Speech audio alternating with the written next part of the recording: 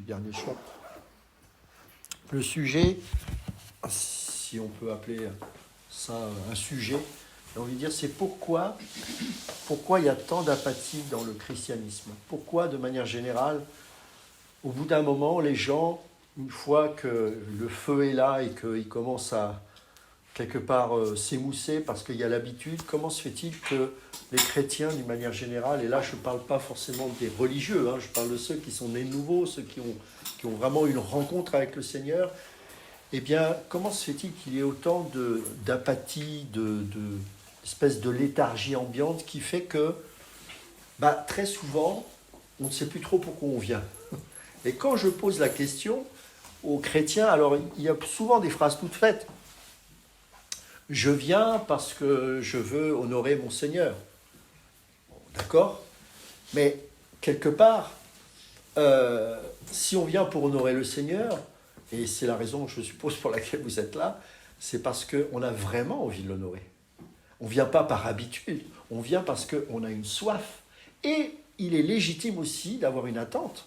C'est légitime. C'est-à-dire qu'on ne vient pas seulement pour dire on va lever les yeux vers le ciel et lever les bras, et c'est très bien, et j'encourage à cela. Mais on a aussi le droit de dire Seigneur, je viens parce que j'ai besoin de toi. Et j'ai besoin que ce que nous allons pouvoir entendre autour de ta parole puisse avoir quelque chose de personnel qui va me booster, qui va me changer. Et je pense que le plus gros combat pour les anciens et les pasteurs, c'est de casser un peu les habitudes. C'est de casser les rituels. Parce que, vous savez, je crois qu'il y a une chose qui est importante. Jésus a été un casseur d'habitudes. Il a passé son temps à casser les habitudes. D'abord, il a cassé un temple. Déjà, rien que ça. Il dit, vous allez arrêter d'aller là maintenant, parce que mes paroles sont esprit et vie, et je vais faire de vous un temple. Donc arrêtez maintenant d'aller dans des bâtiments de pierre et de briques. Ensuite, il a cassé les rassemblements qu'il pouvait y avoir dans les synagogues. Et il a envoyé quelqu'un qui était un révolutionnaire qui s'appelait l'apôtre Paul. Il l'a envoyé dans les synagogues pour dire, vous devez en sortir. Ah, c'est quoi ce message ? Alors, vous allez me dire, c'est plutôt les Juifs dans les synagogues qui l'ont sorti. Mais quelque part, il était en train de leur annoncer quelque chose, qui était une nouvelle alliance. Et cette nouvelle alliance nous libérait de quelque chose. De quoi ? De la loi. Paul a passé son temps à dire ça, de la loi. Et je regarde aujourd'hui, alors qu'on est en 2024, que quelque part, nous avons tendance à reproduire des synagogues. Que quelque part, on a tendance à reproduire une forme de religion qui tue la vie. Mes amis, ça tue la vie. Alors, ce n'est pas l'anarchie, je suis d'accord, ce n'est pas le bazar, mais c'est la vie. C'est-à-dire que s'il y a des dons, s'il y a des ministères, c'est pour être des porteurs de vie. Et parfois, on n'a pas besoin de pasteurs ou de je ne sais quoi pour tuer ça. Nous-mêmes, à commencer par moi, parce que la chair aime les habitudes, ça sécurise. On reproduit ces habitudes. Et à bout d'un moment, il fait qu'on vient, on ne sait même plus pourquoi on vient. Alors oui, on a encore ces paroles toutes faites parce qu'on est religieux et on ne veut pas paraître pour quelqu'un qui est endormi. Donc on va dire ces choses, oui, je viens pour rendre un culte à Dieu, mais en réalité, on vient maintenant par habitude. Toutes les religions chrétiennes, au départ, à peu près, presque toutes, on va dire, ont commencé par une vie. Comment se fait-il qu'aujourd'hui, la plupart s'en sont éloignés, y compris les églises évangéliques, Alors, soit on entretient un feu artificiel, mais c'est la chair, soit il n'y a plus rien. Parce que justement, il faut casser les habitudes. Alors, ce n'est pas une doctrine, on n'est pas... Mais ce que je veux dire, c'est qu'il faut s'attendre à Dieu. Et quand Dieu secoue, mes amis, ça secoue. Et la question qu'on se pose, comment se fait-il qu'il y ait tant d'apathie dans le milieu chrétien, c'est très simple. La réponse, elle est simple. Et j'espère, à travers cet enseignement, vous faire comprendre l'enjeu qu'il y a derrière tout cela. Il y a deux types de matériaux dans la vie. Mais dans le monde spirituel, c'est pareil. L'édifice que nous formons, il est soit composé de briques ou de pierres. Soit de briques ou de pierres. Et l'esclave, comme on l'a vu dans le livre d'Exode, a pour habitude de fonctionner avec des matériaux qu'on appelle la brique. Et d'ailleurs, vous savez, dans les ziggourats, je ne sais pas si vous connaissez un petit peu l'histoire des civilisations. Mais quand il est décrit la tour de Babel, en fait, c'est des tours qui ont plus ou moins existé, qu'on a retrouvées quand on a fait de l'archéologie. Et c'est ce qu'on appelle des ziggourats. Et ces ziggourats ont une particularité, et c'est le cas pour la tour de Babel, c'est quel était le matériau des ziggourats. Est-ce que vous savez? Donc les ziggourats, je vous rappelle, c'est des tours qui tournaient comme ça, on pouvait y accéder en tournant comme ça. Et il y en avait beaucoup, notamment chez les Sumériens, qui est une des plus anciennes civilisations. Et donc la tour de Babel est une ziggourate. Elle a été fabriquée en quoi? Est-ce que vous avez une idée? Exactement, en briques creuses. Et quand vous regardez les ziggourats qui restent, c'est pratiquement un miracle qu'elles restent, parce que en fait les briques c'est de la terre. Hein.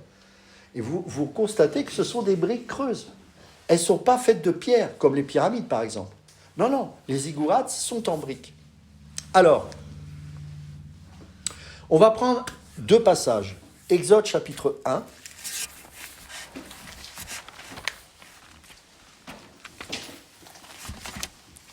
Alors je demanderai à une personne de lire ce passage. Exode chapitre 1.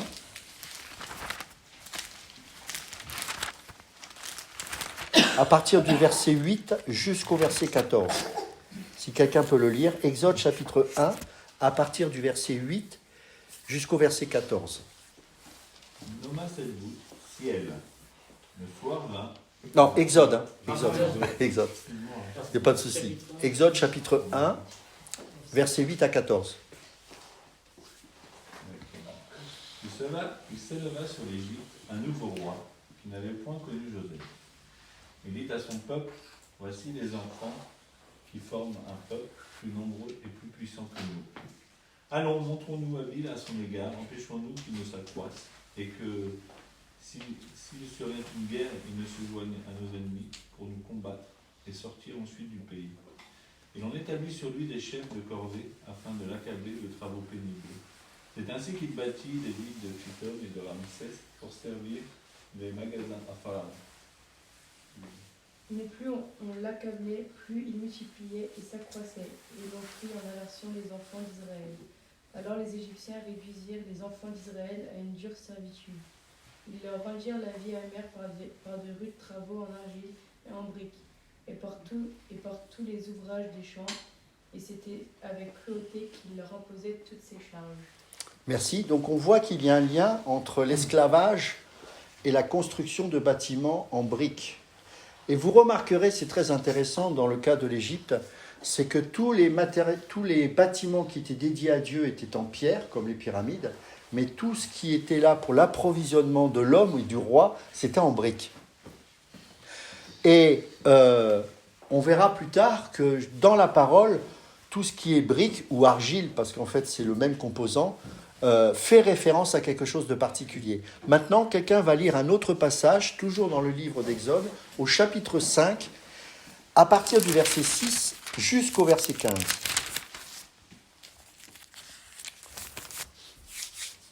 Et ce jour même, Pharaon donna cet ordre aux inspecteurs du peuple et aux commissaires. Vous ne donnerez plus comme auparavant de la paille au peuple pour faire des briques. Qu'ils aillent eux-mêmes ramasser de la paille. Ah, stop. Très intéressant. Maintenant, la pression monte, on va dire, et la sanction est plus difficile. Vous ramasserez vous-même ces briques. C'est-à-dire que ça laisse sous-entendre qu'auparavant, au moins, on leur fournissait ces briques. Là, ils vont la chercher. Continue. Vous leur imposerez néanmoins la quantité de briques qu'ils faisaient auparavant.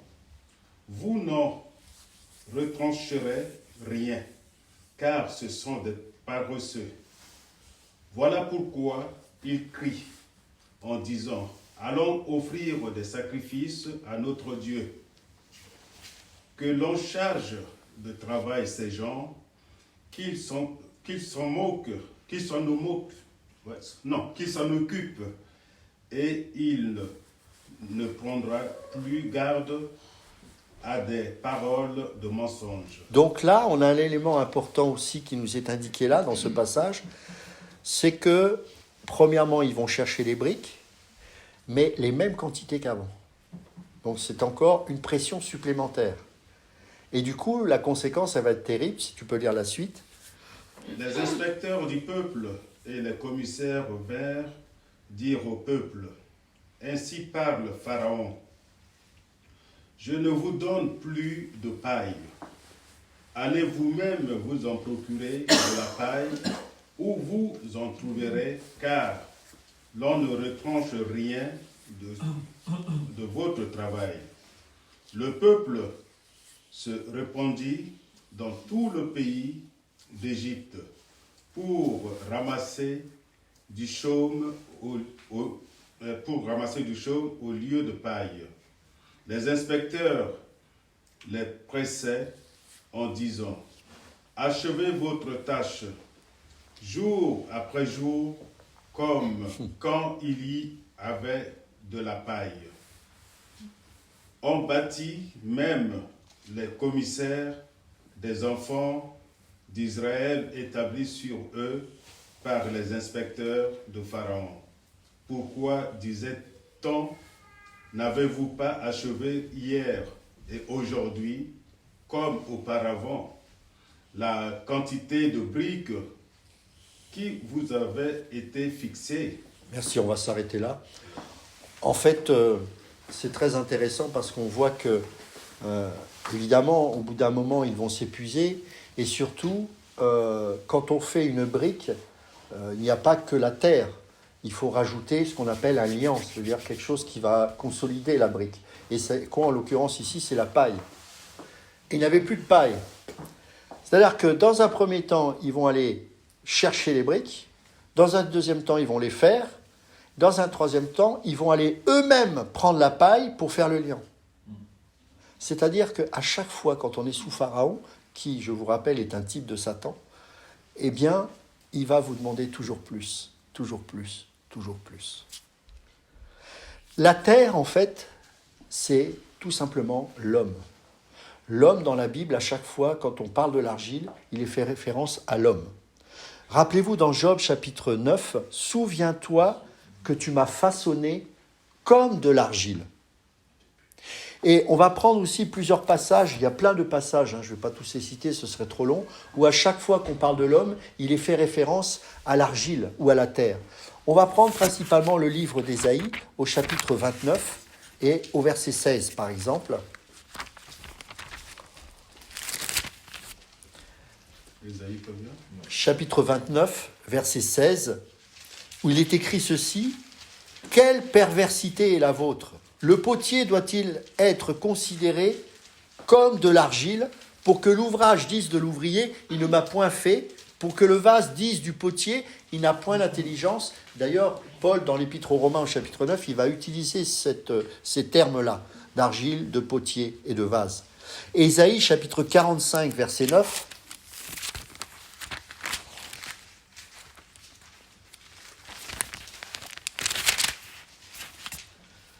malheur à qui conteste avec son créateur, vase parmi des vases de terre. L'argile dit-elle à celui qui la façonne, que fais-tu ? Et l'œuvre dit-elle à l'ouvrier, tu n'as point de main ? Et un autre passage qui est vraiment un passage clé, c'est dans Ésaïe chapitre 64. Ésaïe chapitre 64.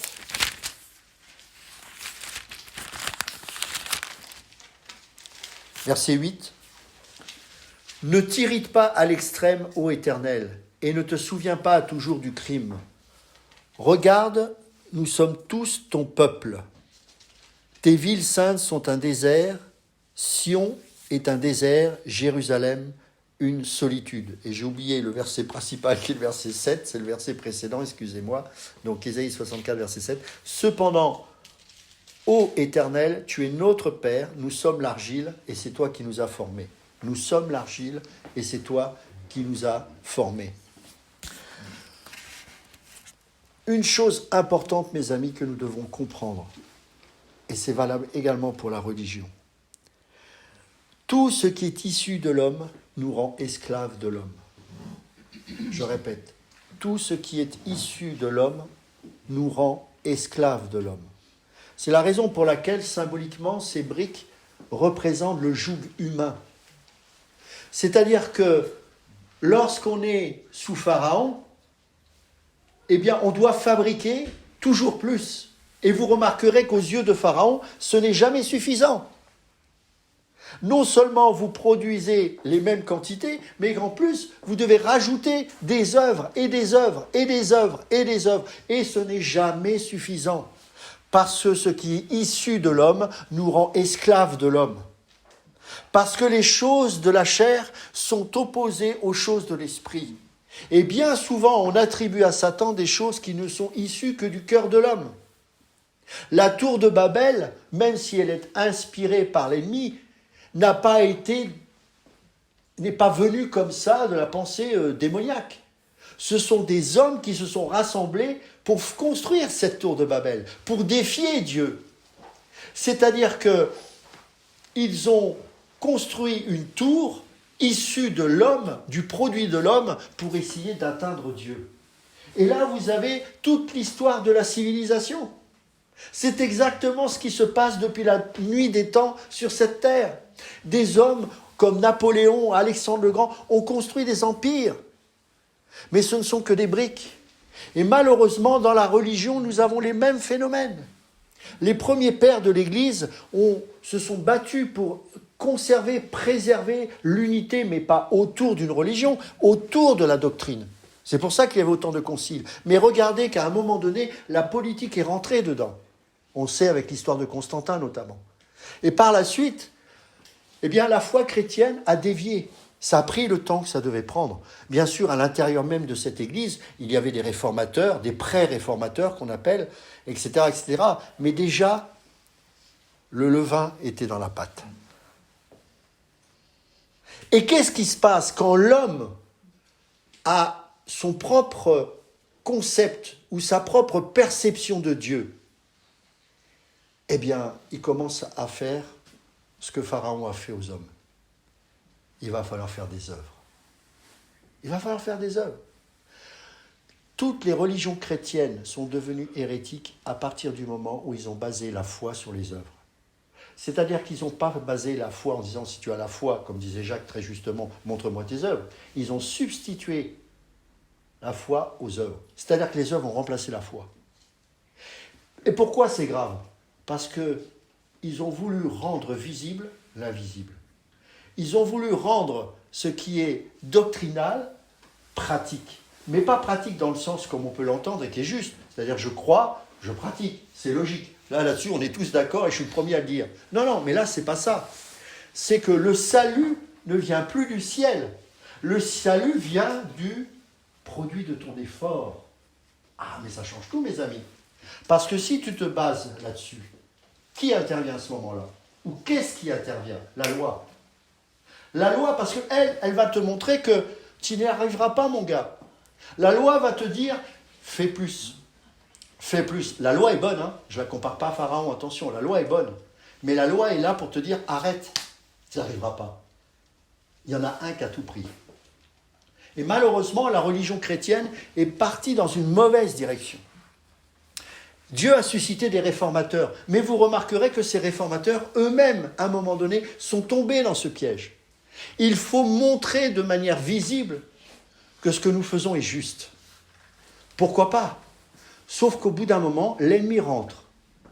Et c'est pour ça qu'on voit autant de gens fatigués aujourd'hui, c'est qu'ils passent leur temps à faire des briques et c'est jamais assez. Ah! Nous devrions avoir la religion la plus joyeuse. La plus joyeuse, mes amis. On devrait... Moi, je ne sais pas, je suis... Enfin, quand je lis la Bible, je suis heureux. Quand je découvre le Dieu que j'ai, je suis heureux. Quand je suis avec vous, je suis heureux. On devrait être les plus heureux de la terre. Parce qu'on ne fait pas des briques. On n'est pas fatigué, puisqu'on n'a rien à produire. Ce que nous faisons, ce sont des fruits, des manifestations de ce que le Seigneur a fait. Ce n'est pas la même chose. Et quand Jacques il dit « Montre-moi tes œuvres, je te dirai ce que tu crois », c'est quelque part « Montre-moi expérimentalement ce que tu as cru ». C'est pas une question de « il faut que je fasse ça, il faut que j'aille à l'église le matin ». Si vous raisonnez comme ça, vous n'allez pas tenir. Et je ne vous encourage pas à avoir ce système de pensée. C'est « je vais rencontrer mes frères et sœurs pour rendre un culte à Dieu et je sais qu'il va se révéler et je sais que je vais repartir de là avec quelque chose de frais. » Quelque chose de frais qui sont dans les Écritures. Il n'y a rien de nouveau. On ne vient pas ici pour découvrir une nouvelle doctrine, mais parce que cette lecture qui va être partagée, cette parole de vie qui va être communiquée, va produire du fruit dans ta vie.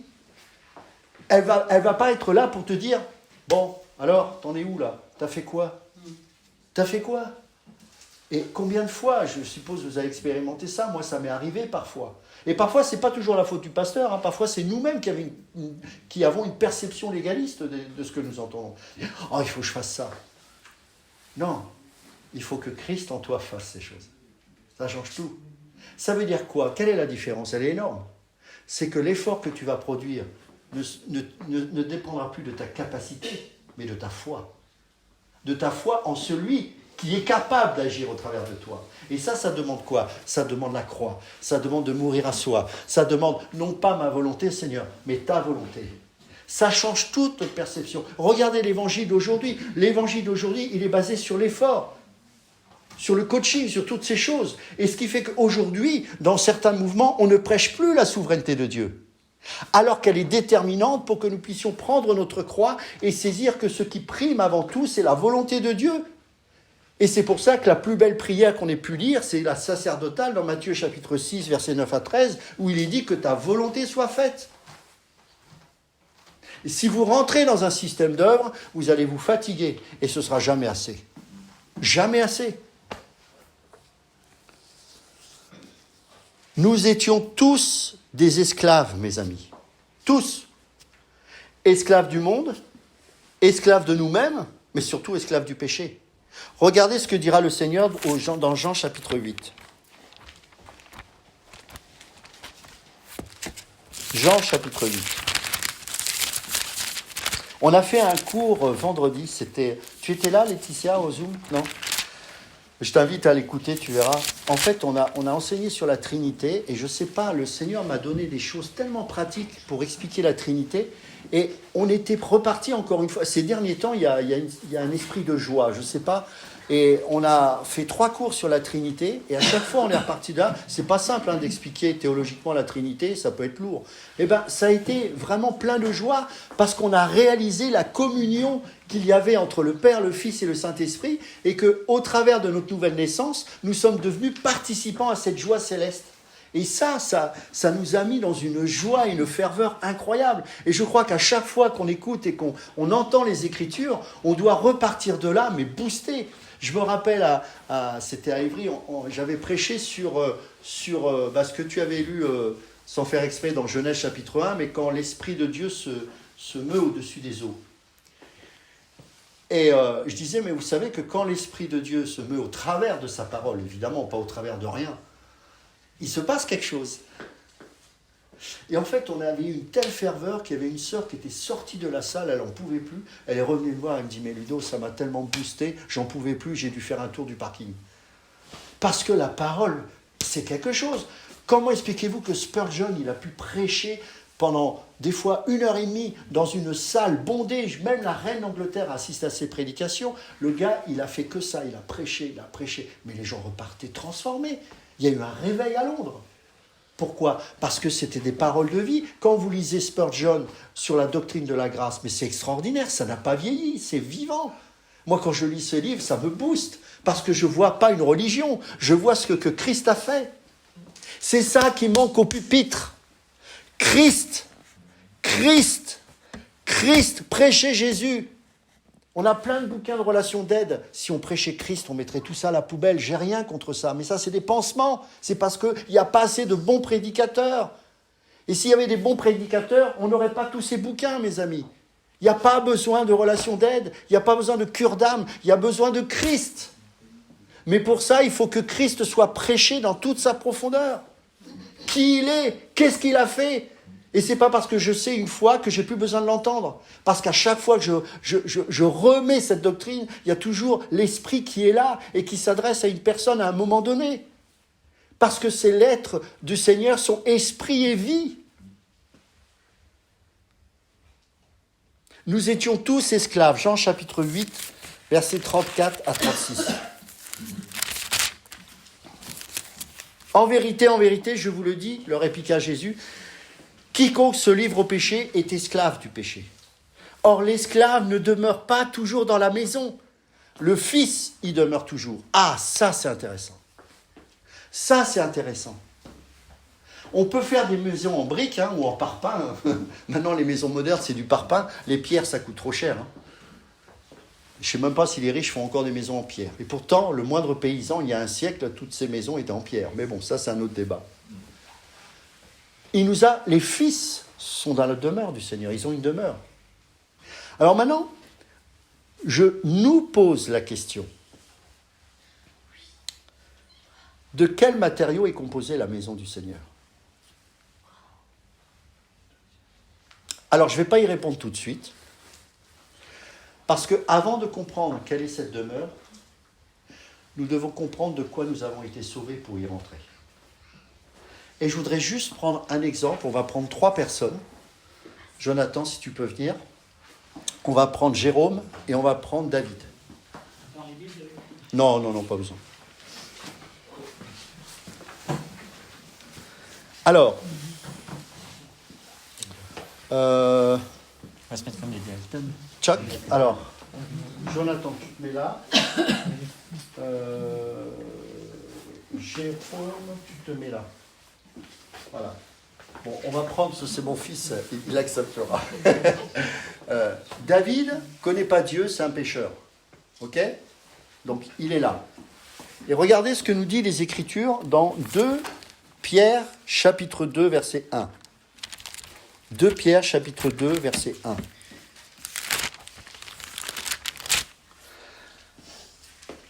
Pierre, chapitre 2, verset... Oui, c'est ça. Alors, il y a eu parmi le peuple de faux prophètes, et il y aura de même parmi vous de faux docteurs qui introduiront sournoisement des sectes pernicieuses et qui, reniant le maître qui les a rachetés, attireront sur eux une ruine soudaine. Le mot ici, racheter, c'est agorazo. D'accord ? Agorazo, du mot agorazo, vous avez agora. Agora, c'est quoi ? C'est une sorte d'assemblée, d'endroit, voire de marché. D'accord ? Donc, David, il ne connaît pas Dieu. Il connaît, mais c'est pour la scène. Donc, il est où ? Il est dans l'agora. Il est esclave du péché, on l'a vu. Donc, il est tout simplement dans le marché des esclaves. Et ça parlait à l'époque, puisqu'à l'époque, il y avait réellement un marché des esclaves. D'accord ? Donc, il est esclave du péché, et donc, il est là. Et il ne peut pas en sortir. Pourquoi ? Parce qu'il est sous l'autorité du diable. Celui qui pratique le péché n'est pas de Dieu. Donc il est là. Et quand bien même par lui-même il veut s'en sortir, y compris la religion, il restera dans ce marché des esclaves. Donc, ici, le mot rédemption, c'est agorazo. Qu'est-ce qu'a fait Jésus ? À l'époque, quand quelqu'un qui était riche, un maître, voyait une personne intéressante qu'il pouvait acheter comme esclave, il négociait avec le vendeur et il prenait la monnaie, il disait voilà, je l'achète. Donc le mot agorazo ici, ça s'arrête là en fait, c'est acheter. C'est acheter. Mais vous remarquerez qu'il est toujours là. Donc c'est pas suffisant. Donc la rédemption, c'est une œuvre complète, elle n'est pas partielle. Donc là, vous avez un aspect de la rédemption qui est le Seigneur l'a acheté. Mais ça ne suffit pas. Galates chapitre 4, verset 5. Rappelez-vous que la thématique de Galates, c'est quoi ? C'est la liberté. La liberté et la vie de l'esprit. Galates chapitre 4, verset 5. Regardez.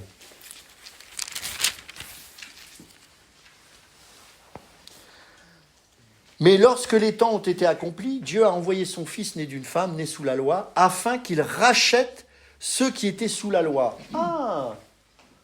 La loi a une puissance, quand bien même il est dans ce marché-là. Parce que la loi est en train de lui dire, tu vois que t'es pécheur, tu vois que t'es pécheur, tu vois que t'es pécheur. Et à chaque fois qu'il essaye de faire quelque chose de bien, et bien sûr il va se planter, la loi lui dit, tu vois que tu n'y arriveras pas. Parce que la loi doit lui faire comprendre qu'il a besoin d'un sauveur. Et donc le mot ici, quand il est dit qu'il rachète, c'est exagorazo. Ça veut dire quoi ? Sortir du marché. sortir du marché. C'est avec cette violence-là qu'il est sorti. Ça s'appelle la nouvelle naissance. Tu es sorti de là. Tu ne peux plus revenir là. Pourquoi ? Parce que le maître, il a payé au prix de son sang le prix fort pour qu'il en soit enfin délivré. Vous comprenez ? Et un autre mot aussi, qui fait partie de la rédemption, il y a plein d'autres mots, mais ce sont 3 mots qui sont très importants.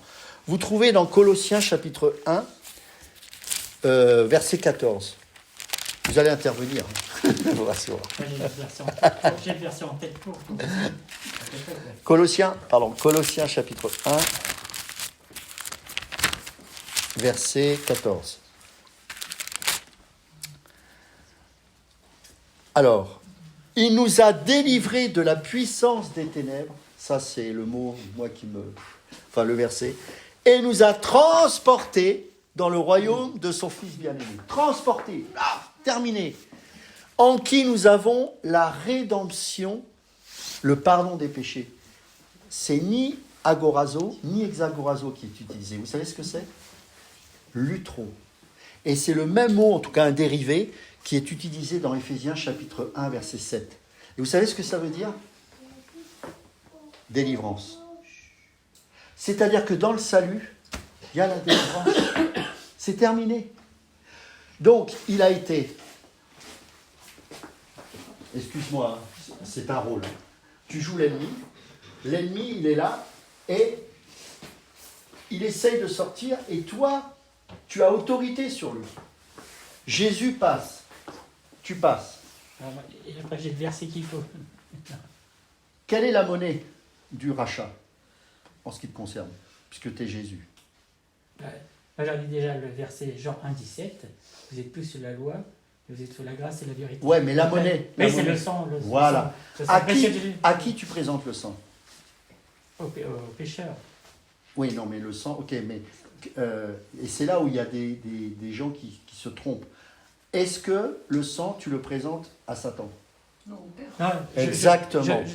Le sang, il bat Satan, parce que Jésus le sang. Voilà, mais il y a des gens, et c'est très bien, bonne réponse, Jésus, et c'est là où il faut faire attention, il ne présente pas à Satan. Il n'a pas de compte à rendre à Satan. Satan a été vaincu. À qui il le présente le sang ? Au Père. Au Père. Pourquoi c'est important de comprendre ? C'est que il n'a aucun pouvoir. Et Dieu n'a pas de compte à lui rendre. Il achète parce qu'il a décidé d'acheter. Il n'a aucune autorité et aucune légitimité. Et c'est pour ça que quand il a traversé le tabernacle céleste, Jésus, quand il est revenu au Père, qu'est-ce qu'il a fait ? Rappelez-vous. Il est dit qu'il est rentré dans le tabernacle céleste et qu'est-ce qu'il a fait ? Il a présenté son sang. Il a présenté son sang. Et ce qui fait que son salut, il est plus que fiable. Il est béton. Il ne peut rien lui arriver. Parce que, qu'est-ce qu'il a fait, lui, dans tout ça ? Rien. Rien. Même la foi, ce n'est pas une œuvre. Parce que dans 1 Pierre chapitre 1, l'apôtre précise que la foi lui a été donnée par le Seigneur. Donc, il n'y a rien. C'est pour ça que le salut est sûr. Et c'est pour ça que je vous dis tout le temps que tous ceux qui sont destinés à être sauvés le seront. Parce que c'est Dieu qui sauve. Sinon, le salut de Dieu est imparfait. Non, il est parfait. Et donc, qu'est-ce que ça va développer dans sa vie, ça ? Et c'est pour ça qu'on a besoin d'enseigner les gens. C'est que quand on enseigne correctement les Écritures, ça va nourrir sa foi. Ça va le faire grandir spirituellement et ça va développer l'assurance de son salut. Ce qui fait que l'ennemi ne pourra rien contre lui parce que son souci premier va être d'entretenir ce que les Écritures ont dit concernant son salut, mais aussi concernant sa sanctification, concernant son avenir, toutes les craintes qu'un homme ou une femme peuvent avoir, ce qui est légitime. Je crois que Jésus dit, mais toi, il fait selon ta foi. Exactement. Et donc, du coup, à partir de ce moment-là, eh bien, il va pouvoir orienter sa vie, non pas sur sa capacité, mais sur ce que Dieu a fait. Vous comprenez ? Merci beaucoup. Donc, en fait, c'est important de comprendre ça. Pourquoi je dis ça ? C'est parce que trop de gens rentrent trop rapidement dans un système légaliste qui fait que là, ils sont sur le terrain de la loi, au lieu de rentrer sur le terrain de la grâce. La sanctification, elle est opérante si nous demeurons dans la grâce. C'est aussi simple que ça. Vous remarquerez, on en parlait souvent, il n'y a pas plus pécheur qu'un religieux. C'est ce que Jésus reprochera aux pharisiens. Vous êtes beaux de l'extérieur, mais vous êtes pourris de l'intérieur, vous êtes des sépulcres blanchis. Pourquoi ? Parce qu'en fait, ce sont des masques. Les œuvres se transforment en paravent, en masques, pour cacher nos péchés, pour faire illusion. Alors que la véritable vie chrétienne, elle est dans la lumière de la vérité. Parce que nous savons qu'elle ne dépend pas de nous, mais de Christ. Donc, nous n'avons rien à cacher. Et lorsque nous tombons, on demande pardon. Et on confesse aux autres nos péchés. Et les autres doivent être en mesure de pardonner. Pourquoi ? Parce que nous sommes tous au même plan, des pécheurs sauvés par grâce. Vous comprenez ? C'est très important de comprendre ces choses. Alors, c'est quoi le résultat de cela ? Parce que je vais répondre à cette question que j'ai posée précédemment. La réponse, vous l'avez dans le livre de Galates. Je pense que s'il y a un livre à apprendre par cœur, mes amis, à part Romains, mais Romains c'est un peu compliqué, c'est le livre de Galates. Entre Romains et Galates, ce sont les deux chefs-d'œuvre de Paul en termes de théologie systématique. Si vous voulez l'étude de la sotériologie, vous lisez Romains 9 50 fois et Galates 50 fois, et je pense qu'avec ça, c'est bon, vous aurez compris. Parce que, en fait, dans ces deux épîtres-là, vous avez toute la doctrine du salut, et ce qui est très intéressant dans le livre de Galates, c'est que vous avez, en fait, la doctrine, comment la vivre dans la liberté en Christ. Et là, il confronte les choses de la chair et les choses de l'esprit. Et dans le livre de Galates, vous voyez ça en permanence. Parce que lui-même avait vu comment les Corinthiens, notamment, qui étaient charnels, se comportaient. Et rappelez-vous, il dira dans 1 Corinthiens chapitre 2 et 3, « Mais vous êtes charnels, vous êtes sarkikos ». Le mot en grec ici, c'est charnel. Alors que vous devriez être des pneumatikos, c'est-à-dire des êtres spirituels animés du souffle de l'esprit. Parce que lorsqu'on est dans l'esprit, on est dans la liberté. Et il n'y a plus de querelle pour rien. Il dit, moi je ne mange pas du boudin parce que c'est du sang. Et l'autre qui dit, moi j'en mange. Quand on est pneumatikos, on fait tout pour ne pas être une pierre d'achoppement pour l'autre. Donc si pour l'autre c'est gênant, on n'en mange pas. Et si pour moi je suis tout seul ou je suis avec des gens que ça ne gêne pas et que j'ai envie de manger, j'en mange. Pourquoi ? Parce que je suis plus centré sur moi mais sur l'autre. C'est ça l'évangile. C'est la liberté de ne plus être esclave de nous-mêmes. Et là on revient au thème initial. C'est-à-dire que tout ce qui est issu de l'homme nous rend esclaves.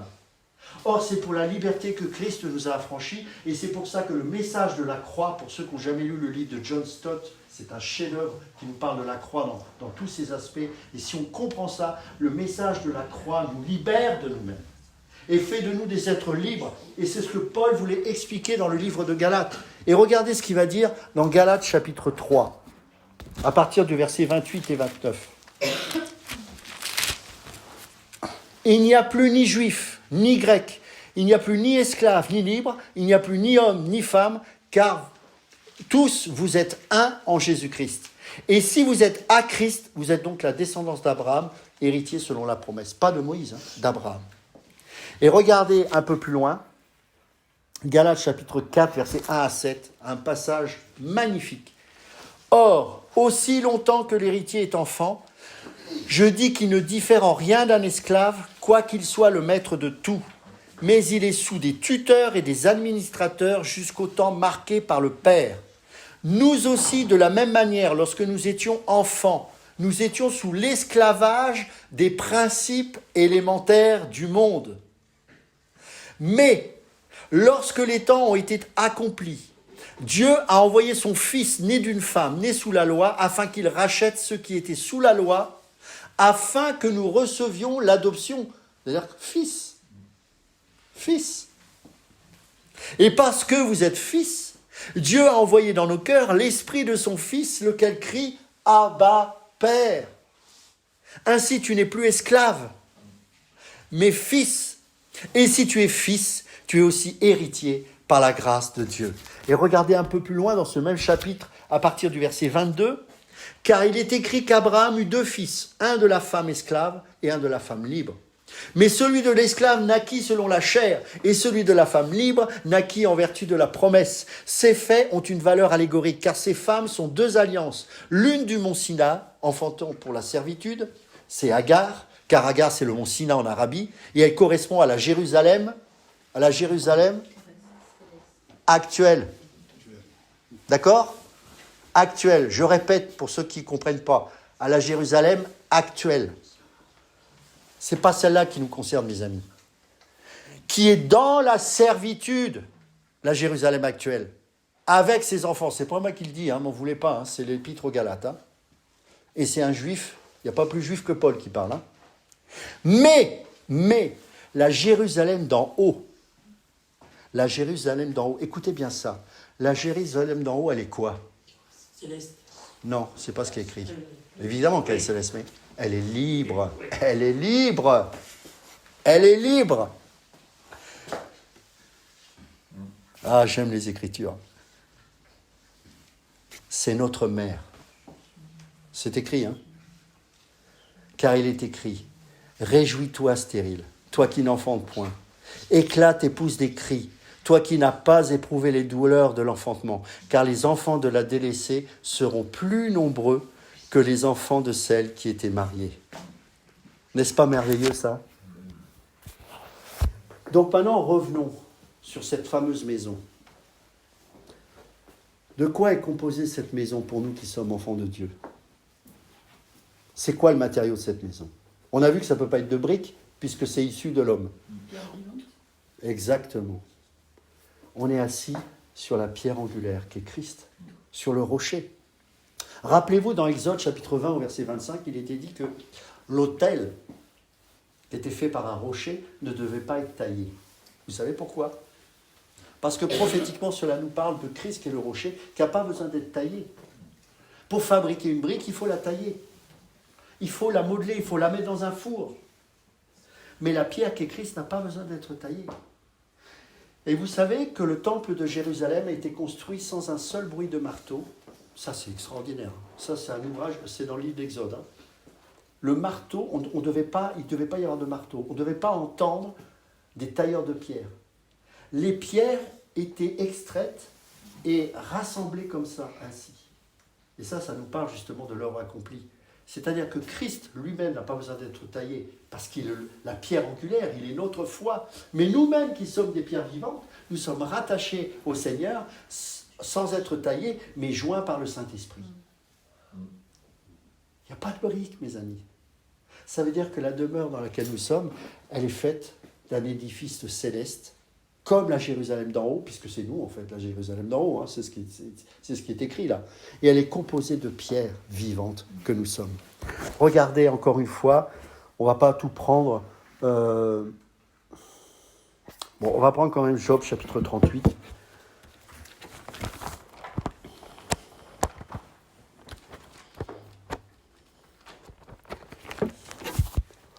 Job chapitre 38, versets 1 à 6. L'Éternel répondit à Job du milieu de la tempête et dit, rappelez-vous, c'est quand il interroge Job sur tout ce que lui fait, il dit, mais toi, est-ce que tu étais là quand j'ai fait ça et ça et ça? Et regarde ce qu'il va dire. Qui est celui, verset 2, qui obscurcit mes desseins par des discours sans intelligence? Saint terrain comme un vaillant homme. Je t'interrogerai et tu m'instruiras. Où étais-tu quand je fondais la terre? Dis-le si tu as l'intelligence. Qui en a fixé les dimensions, le sais-tu? Ou qui a entendu sur elle le cordeau? Étendu, sur elle le cordeau. Sur quoi ces bases sont-elles appuyées? Ou qui en a posé la pierre angulaire? Cette pierre qui sert de niveau. Ésaïe chapitre 28, verset 16.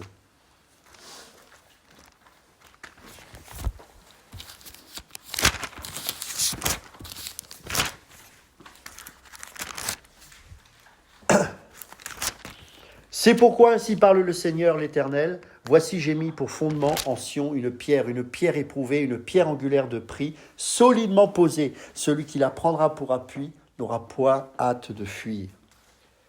Et pour terminer, on va prendre Éphésiens, bien sûr, chapitre 2, verset 20, un passage qu'on connaît tous.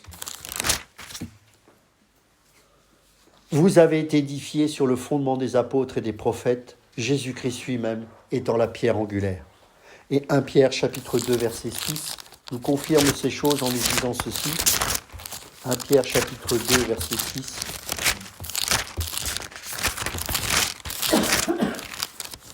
Car il est dit dans l'Écriture, voici, je mets en Sion une pierre angulaire, choisie, précieuse, et celui qui croit en elle, ça c'est une belle promesse, ne sera point confus. Trop de confusion, mes amis, trop de confusion. Si on est véritablement ancré en Christ, il ne peut pas y avoir de confusion.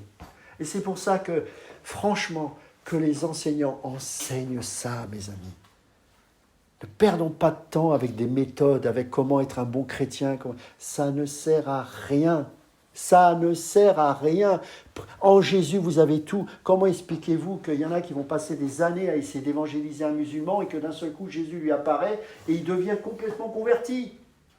Ah, c'est un brisement pour la chair. Et pourtant, le gars, il est 10 fois plus aidé que nous parfois. Parce qu'il a vu Jésus. Comment expliquez-vous que quelqu'un arrête de fumer? Parce qu'il a vu Jésus. Comment expliquez-vous que quelqu'un arrête d'un seul coup de se droguer, d'être un fornicateur? Parce qu'il a vu le Christ.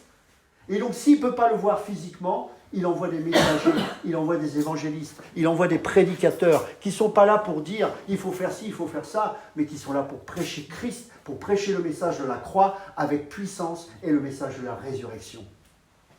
Moi, je ne crois pas que l'Église doit s'adapter au monde parce que les gens ont soi-disant plus ou moins de grandes capacités. Je crois qu'on a de la capacité pour voir 3 heures un film, mais on a aussi la capacité de se concentrer pour entendre Christ. Le problème, c'est est-ce que les prédicateurs prêchent véritablement quelque chose qui va nous réveiller? C'est ça le souci.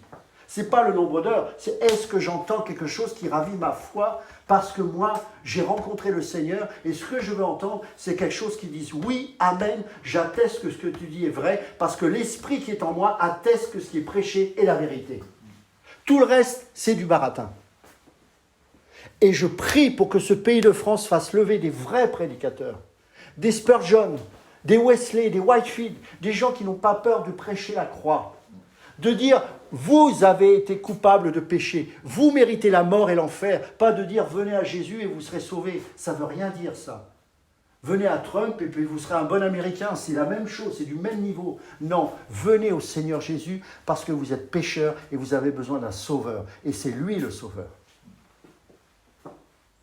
Et il peut vous sauver parce qu'il est ressuscité, parce qu'il a vaincu la mort et le péché. Aucun homme ne peut vous sauver. Aucun pasteur, aucun prophète, aucune religion. Jésus seul. Pourquoi? Parce qu'il est conscient que sans le sang de l'agneau, vous allez en enfer. Il faut dire la vérité aux gens. Vous savez qu'on a commémoré, on a scellé, je ne sais plus, la Constitution, quelque chose dont je tairai le nom, mais mon cœur saignait, parce que je me disais, mais il faut qu'on se lève pour prêcher l'agneau, mes amis. Parce que le seul sang pur qui a été versé, c'est pas ce qu'on a chanté il y a quelques jours. C'est le sang de Jésus. C'est celui-là qui est pur. C'est pas le sang du meurtre. C'est pas le sang des génocides. C'est le sang de l'agneau. Ce sang-là a purifié nos vies et fait que désormais, nous sommes nous-mêmes des porteurs de vie et d'espérance. Pas de mort, pas de génisme, mais de vie. Le seul sang qui a été versé pour nous donner la vie et pour la proclamer et pour la transmettre. C'est ça l'évangile. Et il faut se lever avec courage pour prêcher le vrai évangile. Pour terminer, je voudrais juste vous lire Hébreux chapitre 12, parce que pour moi ça conclut ce qu'est véritablement la nouvelle alliance. Hébreux chapitre 12, versets 21 à 24.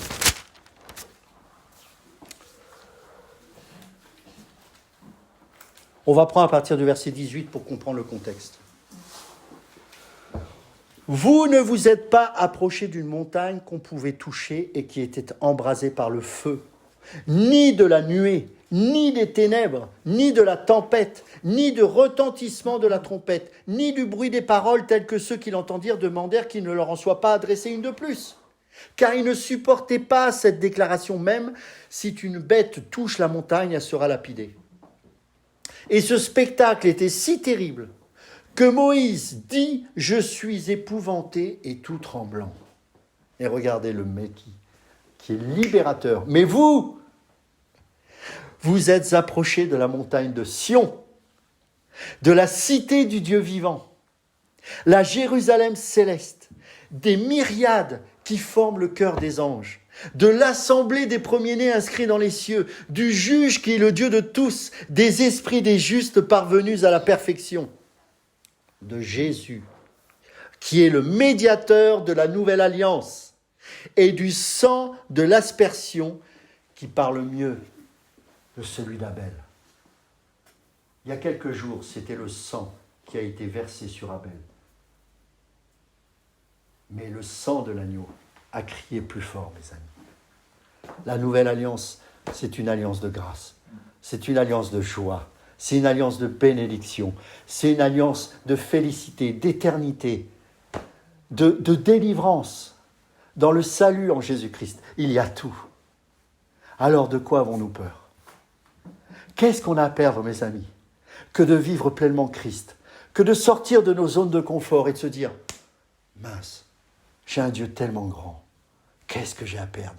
Christ est ma vie, Paul dira, et la mort m'est un gain. Paul dira, je préfère le rejoindre, mais je sais qu'il reste encore des choses à faire. » Vous savez, c'est comme quand on a, je ne sais pas si on peut utiliser cet exemple, mais imaginez un jeu qu'on aime bien et puis, il faut qu'on arrête parce que c'est l'heure de partir ou je ne sais pas, on se dit, mais c'est tellement bien, allez, j'ai envie de goûter la foi chrétienne comme ça. C'est de se dire, allez, on va au bout. Il me reste combien d'années à vivre? Allez, on y va. On perd du temps parce que on boude, on est vexé, l'autre m'a fait du mal. Mais je sais. On n'avance pas quand on est comme ça, mes amis. On n'avancera jamais. On est libéré de ces choses. Pardonnons, demandons pardon et on avance. Et on avance. Mais prenons ce capital vie qui nous est donné là pour l'instant. Prenons-le à fond pour Dieu. Faites des choix dans vos vies qui vont vous encourager à goûter la nouvelle alliance, à être participant. Bien sûr, on l'est, mais au niveau pratique. Et ça, je vous assure, il n'y a pas besoin de 100 personnes. Nous, là, ici, là, aussi peu que nous puissions être. Il suffit que simplement nous ayons le détonateur de sortie de la grenade et ça va exploser, mes amis. Rappelez-vous, Jésus a fait des disciples, ils étaient 12. La plupart sont partis au fur et à mesure. D'ailleurs, à la croix, il n'en restait plus qu'15 des gens. Et regardez ce qu'est devenu le christianisme. Incroyable. Des milliards de conversions. Pourquoi? La grâce, la nouvelle alliance, profusion de vie. Le monde, ne vous faites pas d'illusions, ça va être la mort de plus en plus. La mort à tous les niveaux. Dans les soins, vous avez vu aujourd'hui, on ne soigne plus. Pourquoi? On vaccine. Ce n'est pas un hasard. On préfère vacciner que soigner. Quand on est vieux maintenant, on va euthanasier. En fait, on se débarrasse. On ne veut plus perdre de temps à soigner. Parce que le monde n'est pas porteur de vie, mais porteur de mort. Alors que nous, c'est exactement l'inverse. Nous sommes des porteurs de vie et d'espérance. Pourquoi? Parce que Jésus est sorti du tombeau et il est vainqueur. Amen. Prions. Seigneur, je te rends grâce. Je te bénis, Seigneur, pour tout ce que tu nous donnes. Je te bénis, Seigneur, pour l'éternité. Je te bénis pour la nouvelle alliance. Je te bénis pour le sang versé. Et je te bénis pour mes frères et sœurs ici présents dans ce lieu même et aussi pour ceux qui vont écouter ce message. Que ce soit une occasion de nous booster, de nous renouveler, de nous fortifier, de repartir de là avec une espérance nouvelle en se disant « Mais je suis fils, je ne suis pas esclave. Oui, je suis esclave, mais volontaire de ton amour. Je ne suis plus sous la peur. Je choisis d'être esclave de toi parce que je sais qu'il n'y a pas de plus grand privilège et de bonheur que de se laisser aimer de toi. Seigneur, que chacun d'entre nous ici présents, nous puissions goûter et réaliser la portée de cette nouvelle alliance pour nous-mêmes. Seigneur, il y a trop de gens qui sont dans le désespoir, y compris nos frères et sœurs en Christ, que nous-mêmes, nous puissions ranimer leur foi. Bien sûr, c'est toi qui le fais, mais nous voulons être ces porteurs d'espérance, ces porteurs de vie pour la gloire de ton nom. Je te bénis pour mes frères et sœurs qui viennent ici. Je te prie de les encourager, de les fortifier, de les renouveler dans le nom le plus élevé, le plus excellent, le plus beau qui était donné sous la terre, sur la terre comme au ciel, à savoir le nom de Jésus-Christ de Nazareth, ressuscité le 3e jour et vivant, assis sur les lieux célestes pour l'éternité. Amen. Amen. Soyez bénis et que le Seigneur vous fortifie. N'oubliez pas, par rapport à mon annonce, si vous avez à cœur de faire la louange, ce sera avec joie. Voilà. On cherche des adorateurs. En esprit, en vérité. Amen. Soyez bénis.